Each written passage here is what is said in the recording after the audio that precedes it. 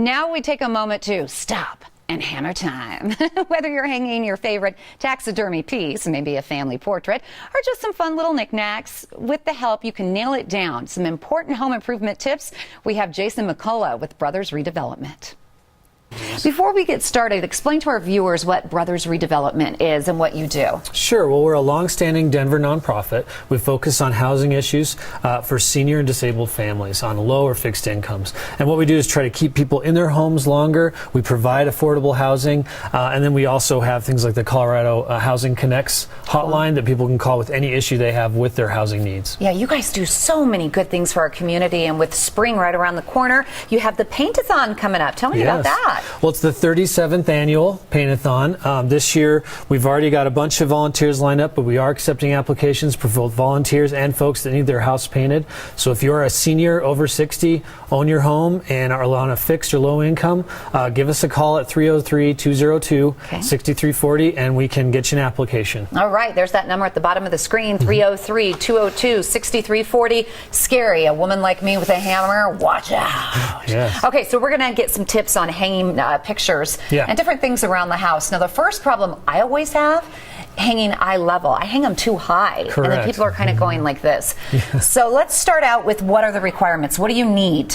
The tools I usually use for hanging any kind of picture or object on the wall, you'll need a hammer, possibly a screwdriver or a drill, definitely a level, and then a pencil, and always a tape measure or something to measure with so you can line that up right. Okay, and if it's a plaster wall, anything different that you need? Yeah, plaster walls are more rigid. They're also more brittle because of they're usually older walls and older homes here in Denver. So if you put a screw in, that can kind of crack or break away chunks of the plaster. So I tend to use a smaller nail and a bright nail, which means it doesn't have grooves on it. Okay. So that a brighter nail will slide in easier, slide out easier, and won't cause as much damage to the wall. You brought in a demo here. What type of wall is this? Well, this is just your standard drywall. So any new construction, anything past like 1965 or so will have this kind of a wall in it. What are we hanging today? This picture? Yeah, this is a local Colorado artist. His name's John Lintott. He's a really good landscape artist. I thought this was a good piece. It's a field of lavender up near Crested Butte. That's pretty. And it's a nice one to put on your wall. Okay, let's get to it. I don't want to make any mistakes. So what's the first thing? Well, first thing is you want to find the center of the area you're going to work in. So if it's the whole wall or if it's a section of the wall, measure out and find dead center. So I've done that here. You can see I've got my 4 center marks on the side. And of course, you're not going to Sharpie up your whole wall. Right. But I'm doing this for the sake of the demonstration. So I've got dead center. Then what I'm going to do is the level? Yeah, get a level line on there. Okay. So I go level line across center. Get that little bubble right in the middle, Exactly, right in the middle. And then I'm also going to do a plumb line. Okay. So I get my longitude as well. All right. So then once I've got those lines kind of marked out, then I'm going to take and prepare the piece for hanging. And that you can use either cleats, which are for like, you'll see these a lot of times on posters. Oh, yeah. They'll use those where it just hangs on a nail or a hook. Or for something like a nice piece of art like this, you want to use a wire and cleats on the side. Okay. So that you can get that, it's a little more stable, so and you can also move it around. Okay. Yeah. So then you're going to measure the distance from the top of your wire to the top of the piece.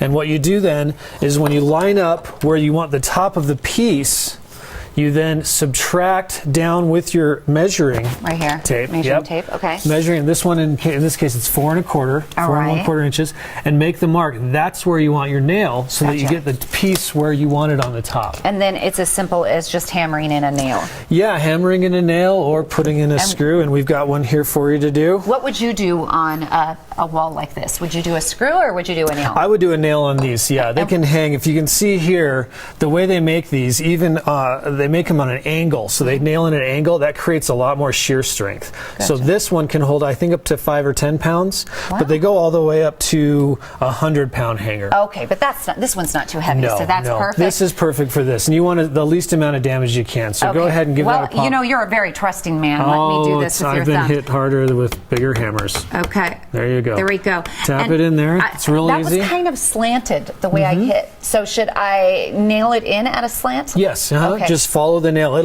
provides its own guide. When you have this on it, the hook, yes. right? Yeah.